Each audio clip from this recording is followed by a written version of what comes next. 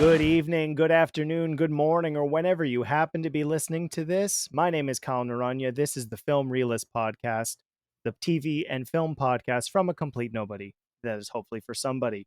Episode 101 has arrived. I will be reviewing Batman Caped Crusader, but I won't be alone. I will be joined by Dylan Pollack of Movies to Watch Before You Die. Dylan, welcome to the show. It is an honor to be your Robin on this 101st episode.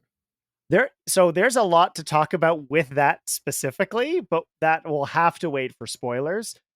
If you have been living under a rock as a cartoon fan, Batman Caped Crusader was originally the HBO Max greenlit Batman cartoon from executive producers Matt Reeves, J.J. Abrams, James Tucker, and probably most notably Bruce Timm, a return to animation that ultimately wound up on Amazon Prime. Just another L for Warner Brothers Entertainment. I don't understand why this wound up on Amazon, but whatever. It's one less subscription for me to have to worry about.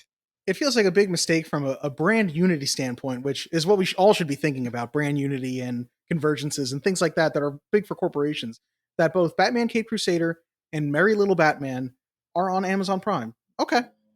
It's so dumb. But if you have watched the show and want to hear us review it, we will be doing a likely brief non-spoiler discussion, so there will be no plot details in that discussion, and then there will be a spoiler section. Timecodes will be listed in the description, so if you want to jump around. And before getting to the outro, I wanted to tell Dylan in the upfront, which was inspired by you and your emails in as the listener of Jump on the Batwagon. Question of the week will be returning, as you can now answer directly on Spotify, PC. Everywhere else is still applicable. So Dylan will be participating in question of the week, but we will save that question for the end of the episode. Asking the question on everyone's mind these days, what do you think about the Batman? So there's the question there, Dylan. What did you think about Batman Caped Crusader? It is so hard to say without going into spoilers. I feel like there's a lot to like, and to me, there's very little to dislike. That's my super brief version. It does feel like this could kind of slip like a glove into being Batman the Animated Series a little bit. Like if you all of a sudden, had Ephraim Zimbalist as the voice of Alfred and Kevin Conroy as the voice of Batman, I don't think I would notice that much change. Which isn't to say that the actors are copying in any way, just that it feels like Bruce Timm is making a very similar in style thing. I'm going to start this off with something I've been thinking about the entire time. You and I pretty much watched this shotgun over 2 days, and I had this thought popped up at about, I believe, episode 6 or 7, and the internet is going to hate me for this, but I will explain afterwards. I wish this show's characters were designed by somebody else because of that Bruce Timm element. Why? So why? It's a very great question. If you are a longtime fan of all of these, I wanted to make this joke because I thought of it immediately, even though I did do a opening titles reaction, which is half of the opening titles are just executive producers. Yeah. Which made me laugh. Also, guys, you don't get to say, look, we have title cards and not put them in the show. And they're not in there. Yeah, why did you make the title cards? Like, why? I get it. We all love them. The title sequence is 37 seconds long. Put in the title card. Like, I don't...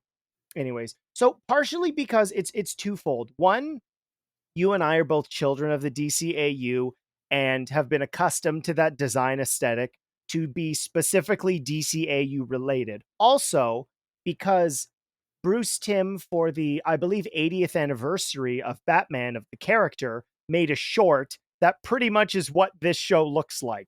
Almost 100%. I think it's Strange Days, I think was the name of it, or something like that. Yes, that was exactly what it was called. Yes. What's interesting is I do feel like it's very similar to the DCAU, but because this is so 1940s inspired, I don't think it looks the same as the DCAU to me. Everybody is a little too boxy is my problem. Like, the men are a little too boxy when you see them from far away. The women are a little too boxy when you see them from far away. Everybody looks like they are wearing shoulder pads from the 1980s that I'm like, okay, a little much. Yes, no clothing is form-fitting whatsoever, and we'll get into that in spoilers. One particular character where I went, I don't think that these designs add up in terms of body shape. My issues just came into I absolutely loved this from a writing standpoint. I have two major issues. Outside of that, the characterizations, the performances, the way that the show was structured from being serialized but also still being episodic is a very rare thing for particularly James Tucker and Bruce Timm. And I really appreciated that because typically these guys have kind of just worked on, and you and I know this, and longtime fans know this from BTAS, which is they were mini movies. And shared continuity was not really a thing till they got to Justice League. It took me much longer to get over the design aesthetic because there is one particular character who shows up and just is his Batman the Animated Series character model. Everybody else does look different, and I've accepted other Bruce Timm-esque work in the past. Superman Doomsday is one of my favorite Superman films, period. And that is Really? similar to this. Yeah, I absolutely love it. Anne Heche gives his speech as Lois Lane to Ma Kent after Clark dies. That still brings me to tears. It's brilliant. Would it be a spoiler for you to say though who the character is that you're saying look exactly the same as BTS? I don't know. It's not okay. If you don't want to know, jump ahead 12 seconds. Dick Grayson as a child, his character model is exactly the same as Robin's Reckoning Part Okay, 1. very fair. Very fair. Because I was thinking about who you meant, and now that you said it, I'm like, oh, okay, yeah. It's exactly the same. Okay. I know that's a personal element. Everything outside of the design fits perfectly into this show. I had a really hard time. So we're recording this on Friday if people are curious. It came out yesterday. I had a really hard time stopping watching because the momentum of each episode really does feel like we're establishing this world. The best description that I would give for this, and it's kind of full circle to some degree, which is Batman the Animated Series was greenlit off of the back of Batman 1989. And initially, the designs were going to be very similar to something like Fleischer, which is hilarious because Bruce Timm has almost done that twice. He almost made a Fleischer-esque Batman for Batman, almost made a Fleischer-esque Superman for Superman, didn't, wound up making the cross blend for those two shows. And this show, to me, felt like a phenomenal modern companion piece to the Fleischer Superman. You're right. Everyone is boxy as hell. It is certainly more mature. And I was concerned that that was going to be okay, well, we can do whatever we want. That doesn't necessarily mean the stories are great. One of my favorite elements, and they've discussed this for BTAS, and I promise this won't just be, well, back in BTAS, but for Batman the Animated Series, they discussed a lot of the times with broadcasts and standards that ultimately their first idea for something wasn't their best one because they had to write themselves out of a box. Thinking back to my favorite episode of that show ever, Robin's Reckoning Part 1, where the death of the Graysons couldn't just show bodies hitting the ground, right? We get the snapping of the rope and the reaction of the audience to get the point across. And I was so happy that just because the gloves were off, this wasn't crude to be crude's sake. It is treated with a much mature lens, which is nice to see, but it's not crude or rude. To some degree, we get a much more modern interpretation of a lot of these characters, particularly Renee Montoya, who has always been bi, or not bi, has been a lesbian, but now they can just do it. And the portrayals of these characters really did feel wholeheartedly their own. Yeah. This doesn't feel like impressions of anything. Well, and I think what's nice about it is it's not like my mind is going to Titans, the one that was on Max. And I remember in the trailer for that, You mean the DC Universe first? Remember the DC Universe? how could somebody forget about the DC Universe app that I totally owned, because I love I DC. had to have it because Young Justice was on that. I said, I have to support this officially because if I don't, then I can't complain. I never did, and it's worked out fine for me. I remember watching some of Titans, and I remember the trailer when it first came out, and you see Dick Grayson, and he says, for not cursing, bleep Batman. And it was to show, like, this is edgy. And just because they are less restricted does not mean that this show decided that it was going to throw broadcasting standards out the window. Quite frankly, I think if a child watched this, there would be no issue. Like, I think it's very tame still. There's not a lot of blood or anything like that. I think maybe we see blood one time, like a cut on a cheek or something like that. And yes, there are deaths, but there's nothing No, gratuitous. that's a fair description. It remind You do see a skeleton once. Yeah. Spoiler, Well, major no, that's spoiler. in the Sorry. trailer, so I remember reacting Is to it that, okay? yeah, which is it's something that I brought up in Deadpool and Wolverine, which was a comment that James Mangold made. It's all kind of interwoven together, but it was one of the things that I loved that he established that he said this while working on that film, which is an R rating, not that this is 13, at least that's what it says here on Prime Video, that when you are making something with a more mature lens, it's not necessarily just all out gore and violence, but it's how scenes are edited, how the dialogue is cut, and having characters just talk. And our favorite elements from our favorite versions of Batman are here in this. And I was really interested to see how they were going to weave all that through. I did like that this does kind of feel like a full season of a show, not just mini episode arcs. I would have preferred the episodes be a little longer. There are times where the conclusion kind of feels like, and we figured it out. And then the episodes kind of just come to a halt at the end. Maybe a little bit I can agree with you there, but you know what? There's so many shows now because of streaming and because you sort of have access to be whatever length you want. Disney Plus, I feel like, is a good example of this. And a lot of the shows I watch on there where it's like you could have tightened it up more. And I'd always rather feel like the edit was just a smidge too tight than you just left it all way too loose out there. You know what I mean? I'd rather it felt like there was too much attention to detail than it was sort of like, you know what? I like it. Let it breathe. Because while that can be good at times, if you're telling a season long story, I want to feel like things matter. And I do feel like everything when it ends, sure, maybe it's a little abrupt, but it felt concise in a good way to me, where it was beginning, middle, ending. It's never like, oh, well, what was the point of? I feel like I had 5 minutes in this episode that we never came back to, and they never mattered.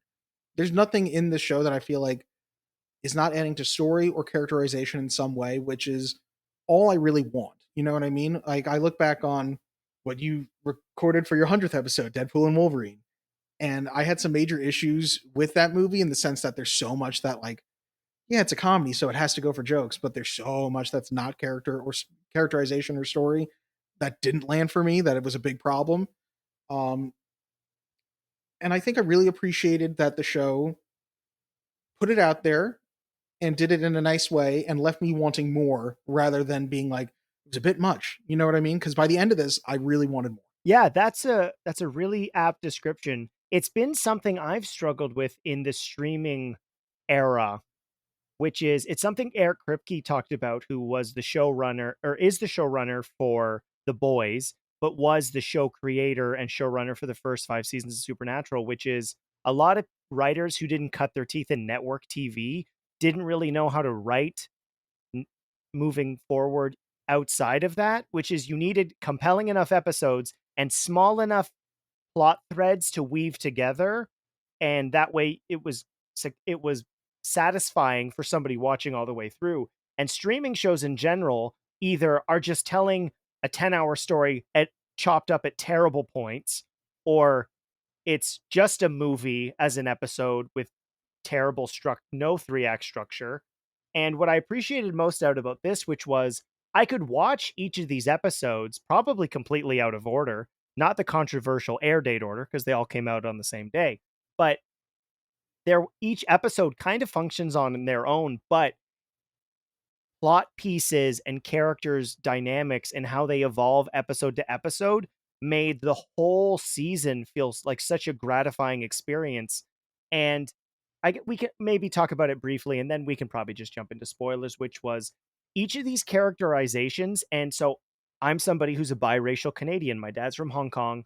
My mom is from Southern Ontario, and representation to me has always been really important. I remember having a or like I wouldn't even say visceral, but I had a biological, that sounds weird, reaction to seeing the trailer for Crazy Rich Asians. Seeing a cast of all Asian people, nobody doing, well, some accents, some not. Ken Jeong was there, of course, so he was doing one. But just seeing people that looked like me all on screen, nobody doing a Hong Kong Fooey or anything. And something I know Batman and the DCAU kind of struggled with, which was having an eclectic, multi-representational group of characters. And they do that for this show. And it's my favorite use of it, which is it's not like, I'm Harley Quinn and I'm Asian. The character just is. And the versions of these characters that we do get, I found them really interesting. Harley's relationship is one that is so different, and not different for different sake. That's always can be a criticism. Oh, where they're just changing it to change it. No, if you have a unique portrayal of this character that's worth investment in, great. If you're just doing things for shock and awe, I don't necessarily think that works all the time.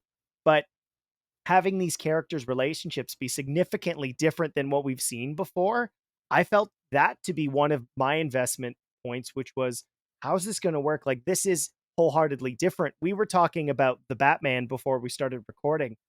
And one of my favorite elements that that show presents is the idea that this version of Bruce Wayne in the Batman, Bruce Wayne doesn't exist at that point. He's just Batman. And it's a hassle for him to, oh, I got to put on a suit and go to the funeral. Like, he hasn't developed the duality, which is something a lot of people are used to. And seeing that sort of done in this, where you really see the Batman persona for the most part taking over. There's been clips of this and we'll get more into that, but each of these relationships didn't feel just to be different. It felt, we have an idea and we want to explore this, and the evolution of all of the relationships I found to be quite compelling. And I was going to say, it does feel like there's development in all the relationships by the end of the season. And I definitely, I'm tiptoeing around spoilers. I'm listening to you talk about Harley Quinn, and I'm like, careful, Kyle. But there's definitely a lot to like there too, where the relationships are not the same as they were in, say, a Batman the Animated Series, and we're going to reference it a lot because how can we not? Bruce Timm literally said it's more Batman the Animated Series than Batman the Animated Series. So I feel like it'd be ridiculous if we're not talking about it. It's like avoiding the elephant in the room. You know what I mean? I tell Jeff to just be quiet, and he's doing a good job. So you do that, Jeff. Yeah, his trunk pokes in and out of frame, but he doesn't It's make the benefit of 9:16. You don't see it. There you go. All right. Well, yeah, if you are a longtime fan of Batman, and one thing I will say, and I will wear that hat. I have been very critical of the 2020 era of animation. Unfortunately, American animation's budgets have not been reflective of inflation, unfortunately, and there are going to be times where very little is going to be animated to cost save for other things. This show is not safe from that criticism. However, if you watch Justice League Crisis on Infinite Earths and see the scene with Batman the Animated Series, which is flat, no shading, and very limited movement, this show does not suffer from that problem. So, without further ado, let's jump into spoilers so we can get into the nitty gritty. Okay. I think to go very minimally back to what you were saying, I think there was only one moment where I feel like I noticed, like, nothing's moving here. You know what I mean? There's one that's been on Twitter, and I honestly, because of the way that that shot is set up and the focus being on two characters talking, I wouldn't have been looking at the background. This is the thing, mini rant, and then we can jump into spoilers, which is, I love Batman the Animated Series. I get it. Like, growing up with that era, it's amazing. It's not my favorite show in the DCAU, but there's times where the background panels were just the background characters were painted onto backgrounds. So they weren't moving ever. So it's just this, things are never going to be the same, and that's okay. But let's talk about what makes this show great in spoilers. Help! Help me! Someone! Who's behind those explosions? Oh, God! Who? What are you? 3 buildings blown to pieces. You falsified the reports. I think this is a great place to start, which is, so if you're listening to the clip, Hamish Linklater as Batman. What did you think? That's exactly where I was going to go. He's the first thing you have to talk about because He's Batman. the series is it's going to rise or fall on, yes, your main performance of Batman. And I think I was very nervous watching the trailer because every time we see him in the trailer, he's kind of giving the same voice. But that's just his Batman voice. And once I feel like I got into a couple episodes, it fit like a glove well enough that I was like, okay, I am more than happy with this. There were times as Batman where I was like I could feel a little more difference in tone and emotion. But by the end of the season, I felt like I got that too, where there was one or two times where he, as Batman had the urgency to, get angry about something. And I was like, okay, I dig it. It's funny because for me, I know a lot of people probably know him from Midnight Mass, which was a big horror thing and things like that. But the only thing I've ever really seen him in, I feel like, that is a main memory in my mind is the New Adventures of Old Christine, where he was the Oh, comedic yeah. brother. I forgot about that. So, yeah, so it's funny for me picturing that guy as Batman, but you know what? It worked for me. And not only did he work for me, Eric Gordon Stewart as Commissioner Gordon worked really well for me. Gary Anthony Williams is really good as Flash, and a bunch of other people. John That DiMaggio is one really doesn't work good for as a me bunch of because it's people. just John doing John. And I went, oh, man, John is so talented that here's a great example. His Joker in Under the Red Hood is phenomenal. And it just felt like, oh, this is John Mhm. DiMaggio's like, hey, guy shtick. There's a couple times, like in the clip you just played, I'm like, oh, that's just John DiMaggio. But I think it works for the most part, and I'm sure there are times that it's John DiMaggio and you don't even realize it is. Because I think with Gary Anthony Williams, he's a guy who he's not a voice actor who's changing his voice all the time or anything like that, but it still worked for me. And it just has to be slightly different enough. Like in the first episode, he's the Penguin's main henchman, and then he's also Flash. And it's like, I did not rub up against that in any poor way, which I feel like talking about spoilers, we should talk about the Penguin too. Or should I say Oswalda? And you know what? I would have had an issue with the name Oswalda, but I really don't care enough to. And I loved that version of the Penguin. I was like, this works. So what you're saying is our new Penguin's a woman. Also, by the end of the season, I felt myself saying, Harvey, no. I think, you know what? I think this would be a fun discussion. Why don't each episode has its own villain for the most part? So we're going to talk about What happened? in the show. So the best way to discuss that is so with the villains, which is we get Minnie Driver doesn't get enough credit as a voice actress. Everyone growing up in the 90s, she was Jane in Tarzan. That's what you would probably know her from most. But that's one piece of criticism to me, just in terms of construction of the show, which is she it's a great portrayal of this character, like the club owner who's also the performer, which is a great way of disguising and building relationships with she's literally hosting a police fundraiser and like, oh, commissioner, and it's a good part of the season long storytelling, which is her getting arrested, being this mob boss that nobody knew, kind of ignites the crime war that happens. But it was such a compelling character that her just being disposed within the first episode, I went, "Ah, I really like that." I felt the same way. I thought she was going to come back more, and I loved. It sort of reminded me of it's the Batman Beyond episode with the egg baby. How you have the mother and the kids, and Mama. the kids are obviously the kids are obviously not that bright.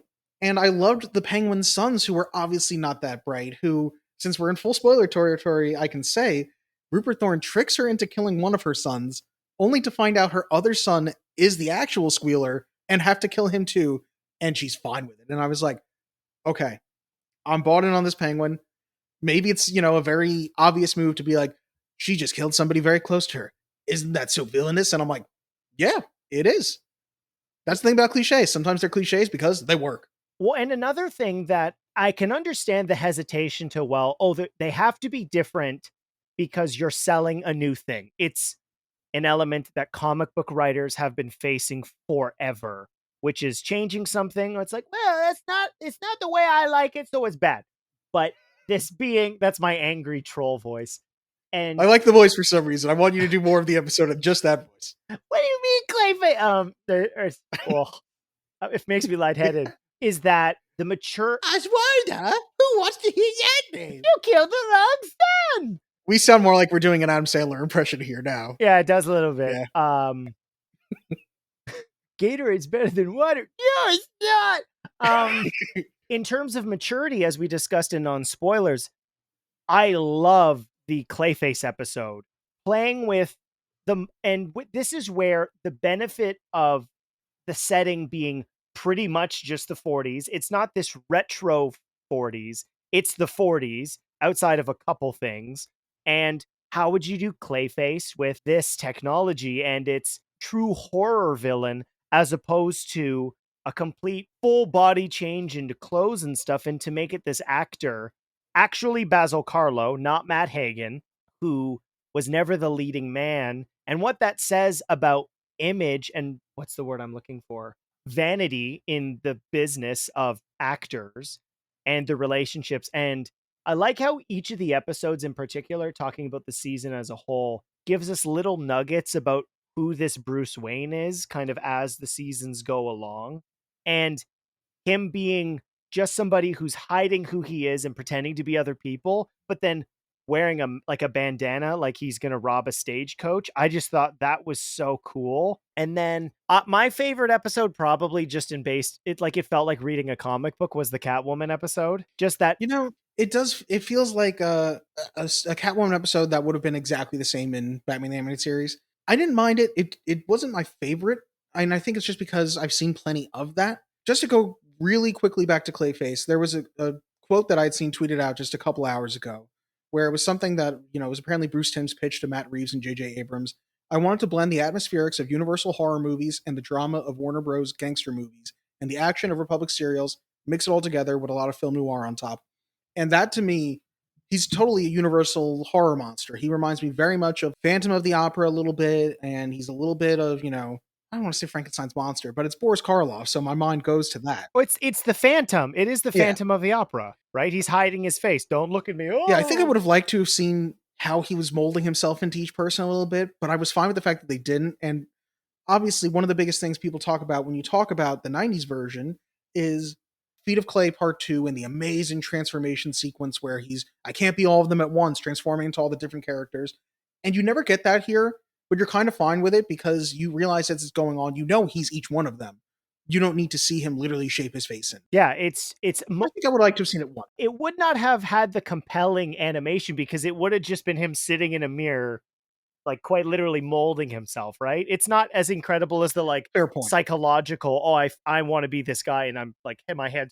And TMS, it's an incredible piece of television. I'd say Firebug for me was probably the weakest episode, just in terms of the there are a couple elements where I went, this is just, I know it's a TV show, with Flass and Bullock just being the worst cops everybody knows, and just Bullock straight up just kills Firebug, and they're like, not a problem. But the guy, Plastic Man, got a picture. Yes, I was very surprised to see him take a picture, and then on the newspaper, it's a picture of him standing in a window way after shooting this guy out, and it's like, hero cop. I'm like, is that what that headline would be? I really liked Firebug, when we see that moment of him putting on his goggles, his mask, and like his vision of the beauty of the world on fire. Yeah, it's the town from Elemental. It's the fire section of Elemental. I didn't see it, so I'm gonna have to trust you on Well, that. it's just all fire people, right? Because that's the thing that I liked in terms of imagery. It's not people on fire. It was people as if they are were flames. our fire. Yeah. Yes. But that episode is really, Firebug he's not the villain of the episode. Bullock and Flass are. And I'm going to call it sort of the Ed Brubaker effect, because Ed Brubaker, I believe, is the head writer of this. And I'm not a massive comic book guy by any means. But one of my favorite comic books I've read is Ed Brubaker did Gotham Central, where it is stories about the Gotham police, and Batman's there too. Like, he's not at all a main character in this. It's like sometimes they see him. And I really feel like that's why we get such a much more fleshed out version of Montoya. We get more Bullock, we get more Flass. They are not side characters. They're kind of main characters in the ensemble. Particularly with Montoya, I really liked it a lot because she's a character that has been built up in the comics more and really didn't get to do that much in Batman the Animated Series. So it was nice to see her get her due. Well, she was created for animated series. Yeah. It's nice to see her more fleshed out by this, especially because Gotham Central had those storylines of her being a lesbian, of her, sort of going out on those missions on her own type. I really enjoyed her relationship as almost a pseudo second daughter to Commissioner Gordon as well. That was an element of the trailers where I was really curious, and I did my trailer reacts to this, and somebody went, oh, like, why are they changing this Barbara? And an element that I'm going to bring something up, but I'm going to table the back half of the statement for a later part of our discussion, which is Barbara being a public defender makes so much sense to me. Just if somebody went, okay, Barbara Gordon, seen what her dad does, but sees the negative aspects of the separation of wealth in a city like Gotham, what would she do? Oh, she'd be a public defender. Like, she would, to support those who cannot. Like, court appointed. Especially as she sees and recognizes the corruption beneath her. Exactly. And Yeah. another element, and this has become a more frequent thing, is they're black or African Americans, right? They still give her the red hair, and we don't get to see Mrs. Gordon, which is a little frustrating. But you're right, the development of all the police characters, as opposed to just being quite literally two-dimensional, we get to see a lot of these relationship involved. I would say, though, for episode 4, and I'm sure you would recognize this, which is that's the year 1 episode, right? Like the burning building, all the police are swarming the building. Like an element we've seen in A little multiple, bit, yeah. right? And what I appreciated about this Batman in terms of his skill level is he's still a competent fighter. The batarangs are used quite frequently because those are probably and the grappling gun, which is quite literally just a gun that shoots a grappling hook. Yeah. But in terms of his ingenuity, what I really liked as the episodes go through, and we really see this on this as each of the cases, quote unquote, or episodes happen, we see Bruce / Batman's detective skills developing, right? He's in year 2. This is what everybody wants to do now. We're not going to do the origin. We're going to just kind of he's in the early days. So we don't actually have to show it. But at the same time, this show's use of weaving in his origin makes for a great episode, which is episode 5, which is the introduction or the real introduction of Harley Quinn. What I liked about each of these characters, outside of a couple villains, are introduced, given time to develop. So when they turn, it's a better twist than here's the character, the bad now. Yeah. I mean, Harley, when she was introduced, was already Harleen Quinzel. But in this, we get to see Harley as the therapist and her having a relationship with Bruce because he punches someone out because they made fun of the mother's pearls. I just want an hour of that. Harleen Quinzel as a therapist trying to dismantle Bruce Wayne. I loved, and every single part of that worked to me. Like him in the room with her trying to be fake and her seeing through him being a fake.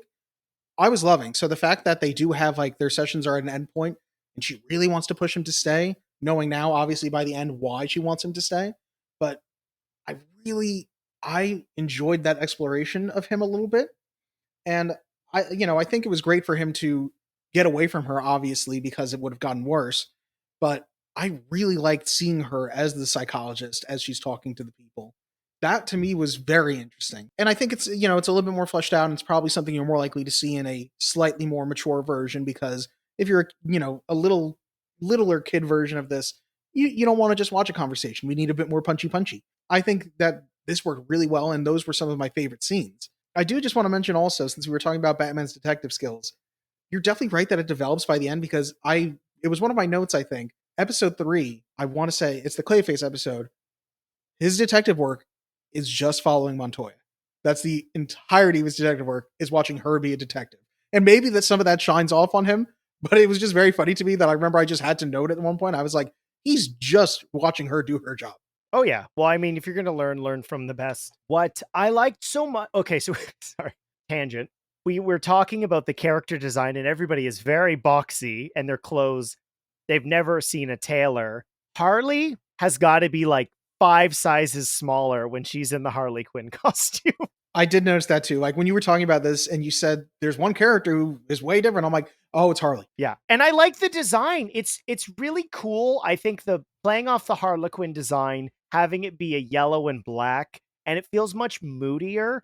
And an element that I'm really curious about and is what her relationship could look like with a potential character who's teased. I don't want to spoil it yet.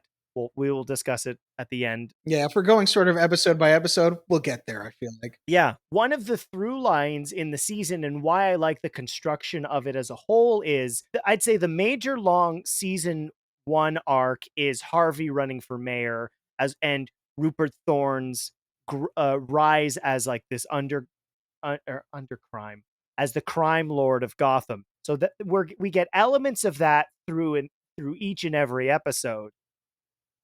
I loved Night Ride episode 6. in particular because Gentleman Ghost is voiced by Toby Stephens, who was in one of my favorite shows of all time, Black Sails.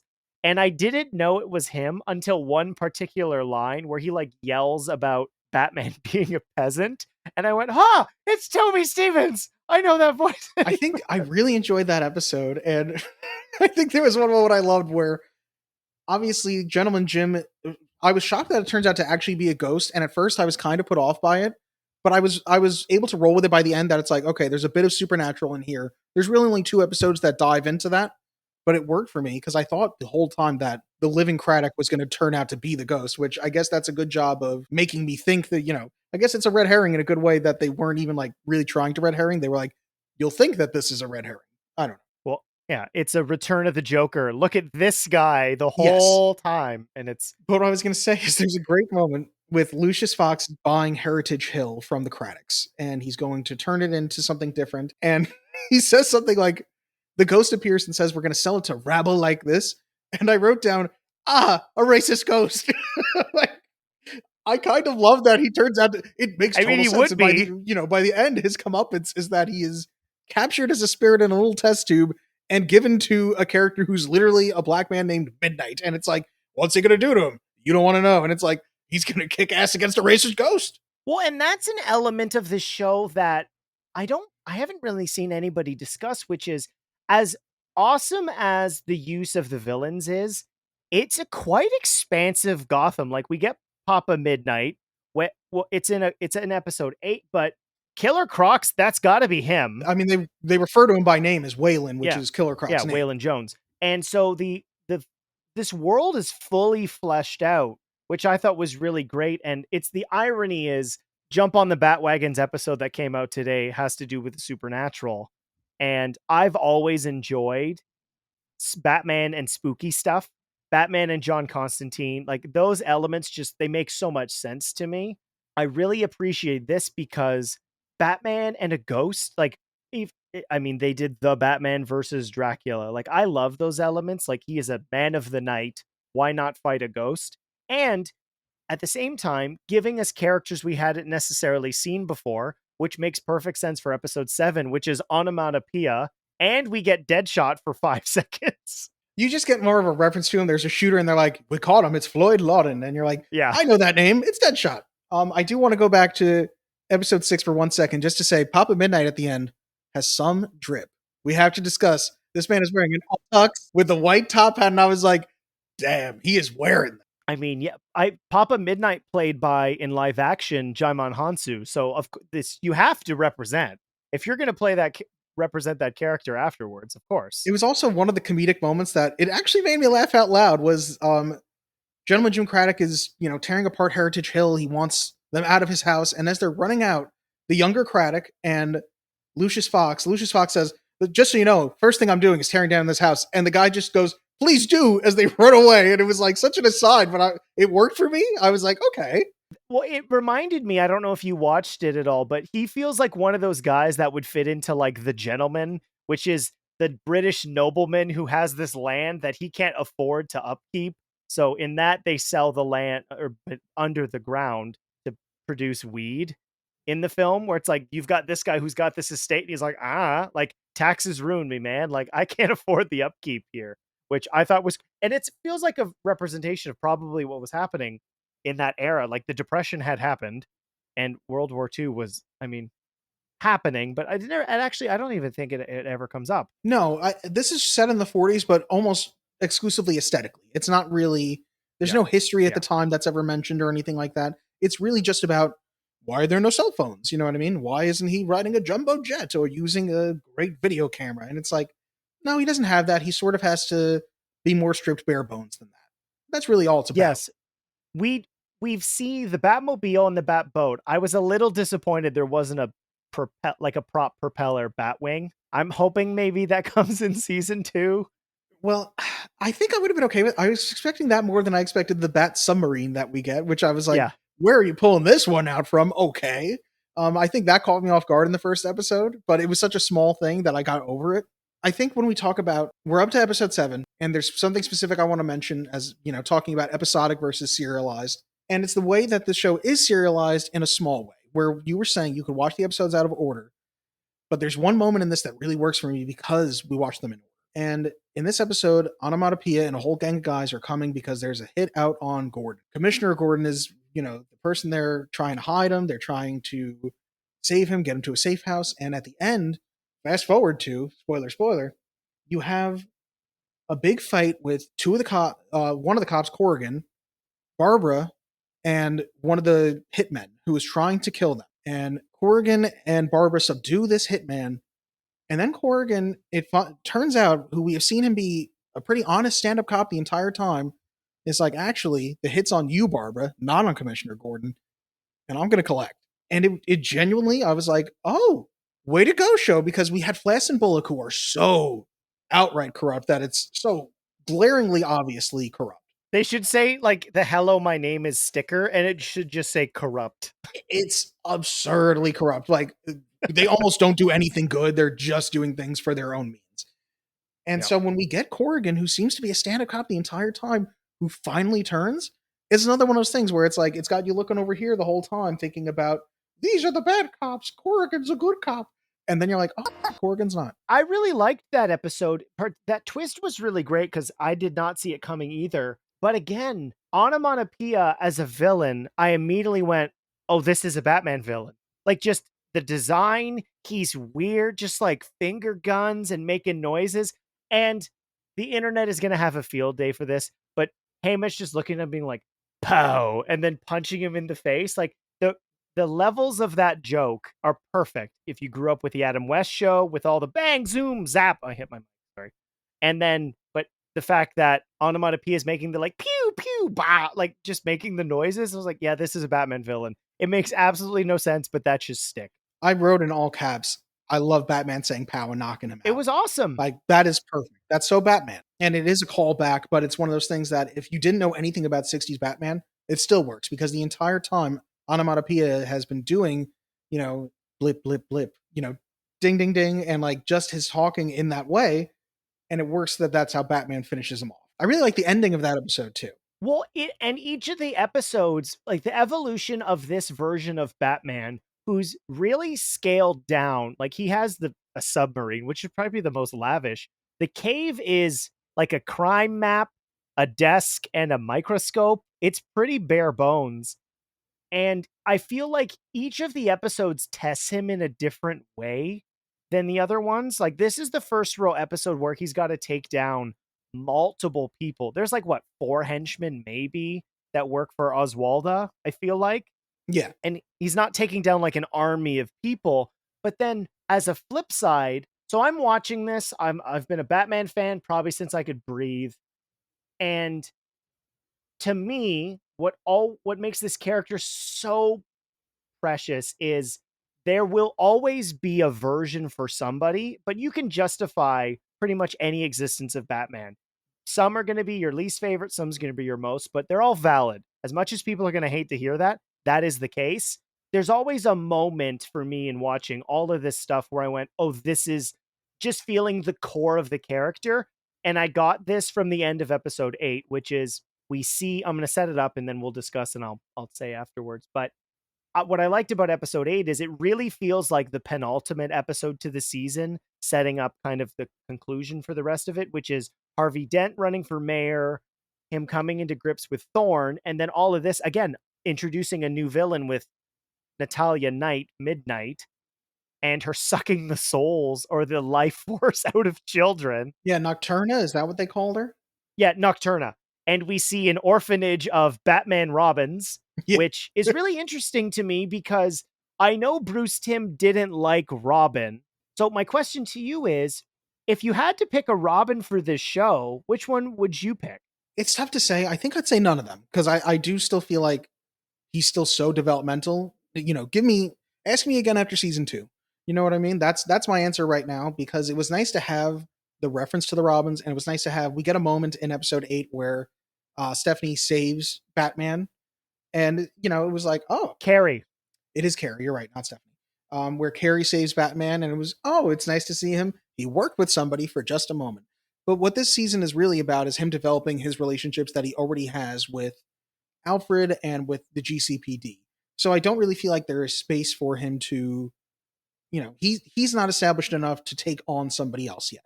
Well, and the dynamics are automatically going to be different because the orphanage of Batman's Robins, they're all orphans already, right? Like the Graysons have clearly died. Yeah. Tim might be the only one we don't see, but I know we see Jason, so who's also lives in the street, and then Carrie and Stephanie are there. I like that horror element. The having a Batman episode take place at a carnival is a great setting. We see Waylon Jones, Killer Croc as mentioned, and again, something that I feel a Batman now feels almost invincible at times when it comes to physical altercations.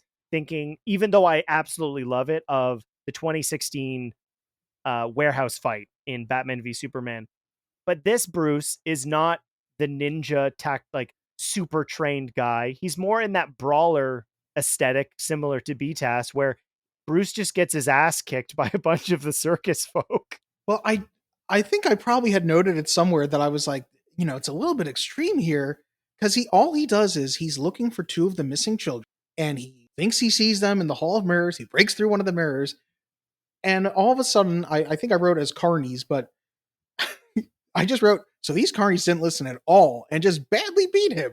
Why? Because all he says is, I'm looking for two girls. Like, I think he even says two missing girls.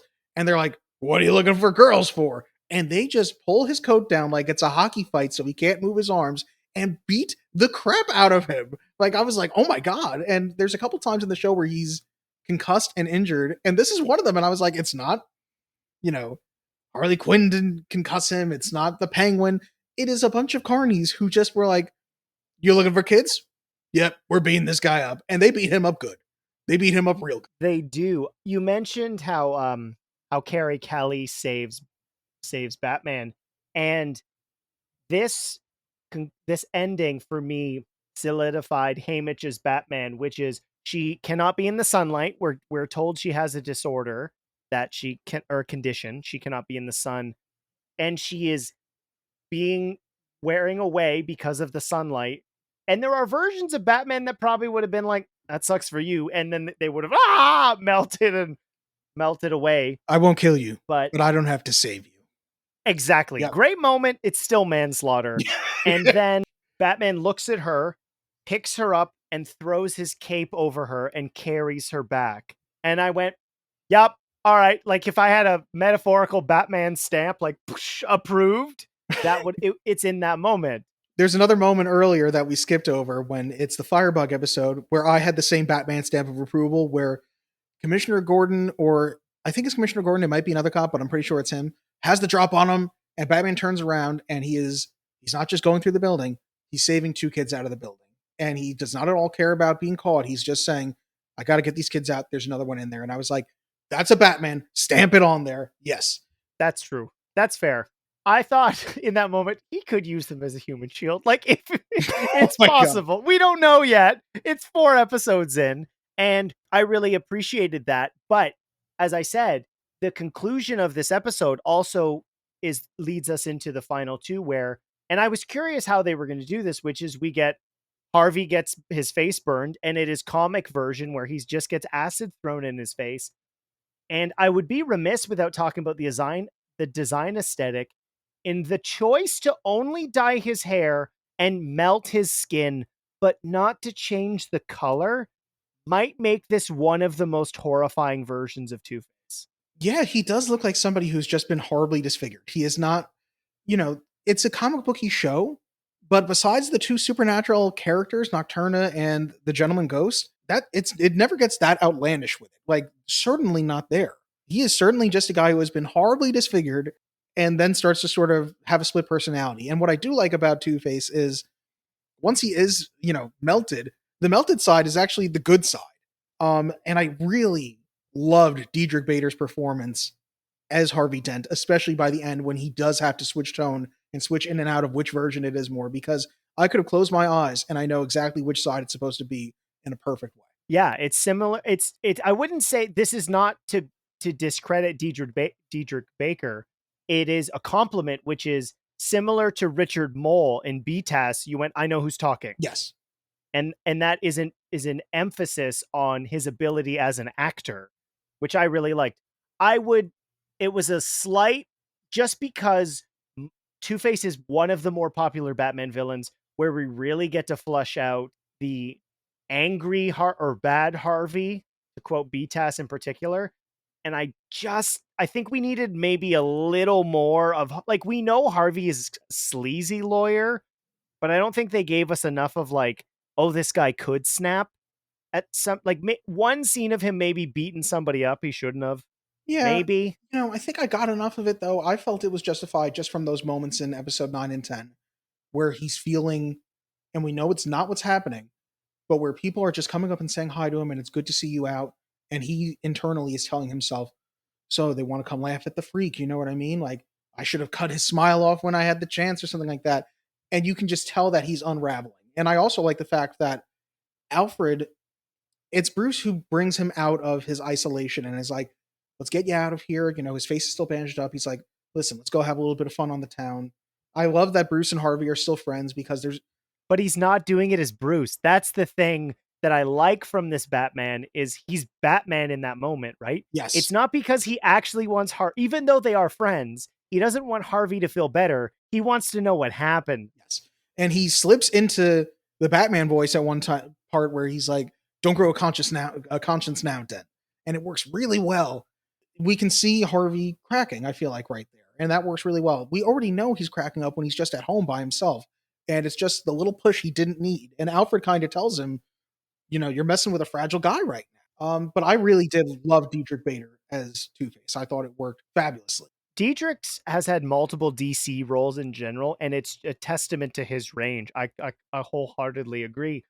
One thing we haven't talked about yet, which is one of the main developing relationships in particular, which is the relationship between Alfred, or Pennyworth, and Bruce, really changes throughout this show. It kind of shocked me initially where Bruce / Batman's just calling him Pennyworth. It's not even Mr. Pennyworth, it's just Pennyworth, like he's the help, over and over and over again. And the pushback that they have, and the conclusion to this relationship, at least in this phase, finally, when he calls him Alfred, that meant a lot to me, where it's like, oh, like, he's cracking through this emotional armor that Bruce has clearly put up. He is, and it's in his relationship with Alfred that he had one of my favorite Hamish moments. And I can't find it in my notes here, but it is something that he says in, I believe, the Nocturna episode, where he says something about, I think I have it right here.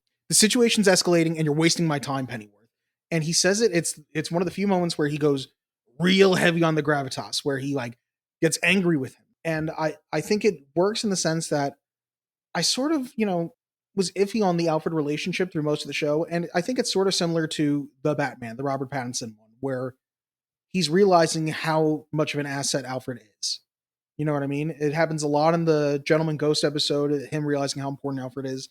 And by the end of it, when we do have that moment of him referring to him as Alfred, it's him developing as a person, and him, because if there is one character who we get to see change the most over the show, it is Batman, seeing how he develops with Alfred and with the GCPD, that they do all work together. Yeah, I love Alfred at the switchboard too. For Batman gives out a phone number, yeah, and it's Alfred at the switchboard, like, connecting. Yes, that was super funny. Relevant to the times.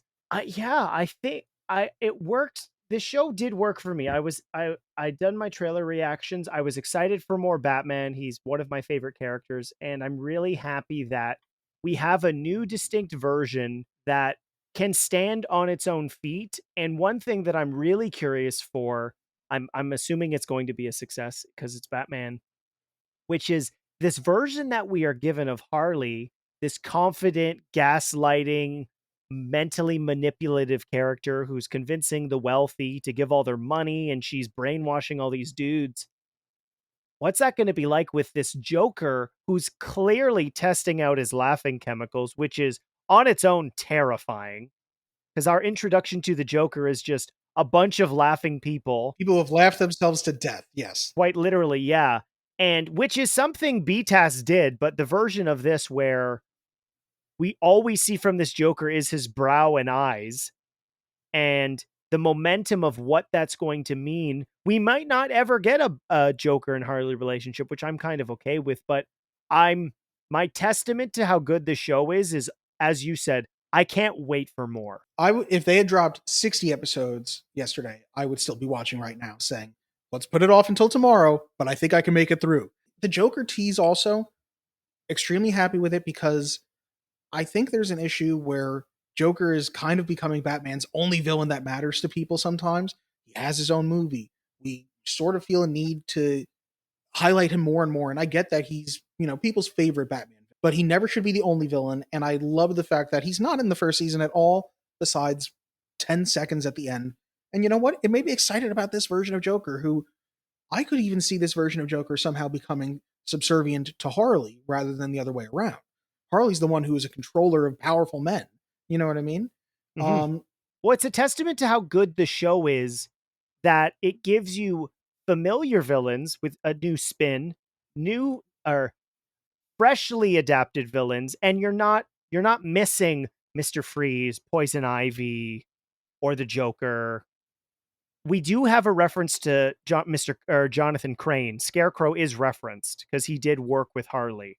So there's another villain that is, or Jonathan Crane exists in this world. So I'm eager to see what we get from these newer versions.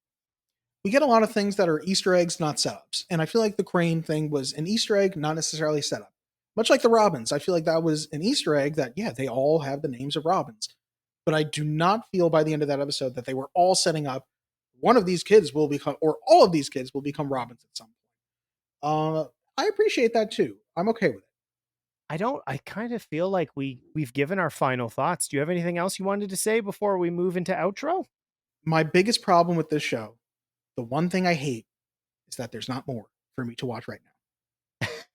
It's a good problem to have. That's my last thing to say. Yeah. That's a good problem to have. Yeah, all the way through, it does not feel as if it is just be tasked with a spin. This feels wholeheartedly its own. If you're a longtime fan of animated Batman, this is the show a lot of people probably would like right now, especially. And I think this is a perfect companion piece leading into Penguin, which is going to be a further exploration of the Batman universe, the live action one. So if you're looking for not even a brisk, but 5 hours of more Batman content, I hate calling it that, but that is what it is. So Dylan and I recommend you check it out. So let's move into question of the week. All right. Question of the week disappeared for a little bit because Spotify took away the ability for me to embed it in the episodes, which is annoying. You can now comment on Spotify PC. I know it's a little bit of work. Scotty Cameron, I'm sorry. I know you wanted this segment to come back, so it is back. If you would like to answer question of the week, you can email the podcast, filmrealistpod@gmail.com, or check the the link tree for all of the social medias. The podcast is literally on everything, but I will not LinkedIn though, right? No, it's not on LinkedIn. We ain't professional. You know that. Yeah. I'm a professional, not a professional. So this week's question of the week is removing Kevin Conroy from the equation. Who is your second favorite animated Batman? So that can be Diedrich Bader, that can be Haymitch Linklater, that could be Reno Romano from The Batman, it could be Jeremy Sisto, it could be Stephen Baldwin, it could be Terry McGinnis, so Will Friedle. What other animated Batman is your favorite? I'm really curious because there have been a wide variety of options. Dylan, did you want to answer now, or are you going to wait till the episode is up in 3 days? I wasn't sure if I could answer now, but you are more than welcome to answer right now. I'm quite curious. We're similar age, so I'm curious what it is. You threw a big wrench in there, so I'm going to say there's two. Once you mentioned Terry McGinnis, Will Friedle, I feel like I have to put up there because by the time you get to Batman Beyond Return of the Joker, he is so developed into being his own Batman that it's perfect. Chef's kiss. But besides that, Diedrich Bader in Batman the Brave and the Bold to me is such a perfect version of that Adam West type of Batman where it's so sincere to the 10th degree. I hit my microphone. But I'm really, really happy with this version of Batman. I do think Hamish Linklater has a chance to grow into a Batman that I can really enjoy. It's a little bit of Conroy. It's got a little bit of the Jeremy Sisto New Frontier feel to it, but it worked really well to me. That is it. In my opinion, one of the most underrated Batman performances of all time. Jeremy Sisto. Okay, so here's what I'll say: if for listeners, if this is your first Batman cartoon, I'd love to know. Please comment below. But if you liked Batman Caped Crusader, this is my assumption. I'm assuming Dylan would agree with me. You should watch Justice League: The New Frontier, because it's a similar vibe, and Jeremy Sisto's portrayal of Batman is certainly one of my favorites. His monologue alone when he meets Martian Manhunter is incredible. If you just want to YouTube that, that's how good he is as Batman. I would recommend checking that film out. It's probably on Max. I don't know. I'm I not don't think it necessarily is. sure. You can just YouTube that Jeremy Sisto moment though, because that is to me the standout moment of that whole movie. And the whole movie to me is solid but not great. It does a great job with that Darwin Cook art, but you'll never think of a Book of Matches without hearing Jeremy Sisto talking about it ever again. That was the voice I wanted for this, and I'm glad that Haymitch has his own spin. It's not just an impression, as you stated. Like, there are elements that feel familiar, but as with this whole show, and why I think it's going to be successful, is everything feels its own, and I really appreciated that. Yeah, you can feel the inspirations in there. Like I said, I'm sure Hamish Linklater would say, of course I've heard Kevin Conroy. Of course I've watched all these animated Batman. But there's nothing wrong with being inspired by that. If it felt like he was just copying something else, I probably wouldn't like it. But it feels like he's doing his own thing and he's taking a little bit from some of the ones he liked the most. So I really, like I said, the ones I saw the most were Conroy, Jeremy Sisto, and I think it works really well. All right, Dylan, do you want to talk a little about the podcast you're on before we end the show? Yes, as I always like to say about my podcast, it's the podcast from two nobodies that is hopefully for somebody. No, my cousin Gab and I do the Movies to Watch Before You Die podcast, which, maybe Kyle will be nice enough to put a link in his description to our link tree or whatever. But every week, me or my cousin Gab, or sometimes Kyle, who's been on plenty, pick out a movie from the past and decide if it should be a movie to watch before you die that we can all agree, or if it's total crap if we don't agree. You know what I mean? I'm workshopping this. Here's a slogan for you. There's only so much time.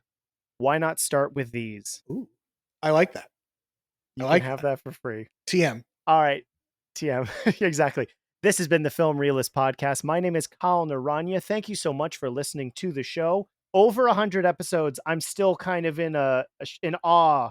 It's been a very interesting week, and I'm very grateful for everybody who contributed to episode 100. Dylan was a part of that as well.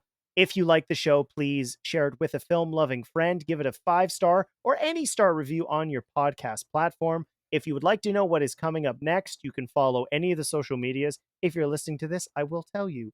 Next week's episode will be a review of Borderlands, the video game film adaptation. You can see that on the following Monday from the date that this is released. My name is Kyle Naranya, and I will see you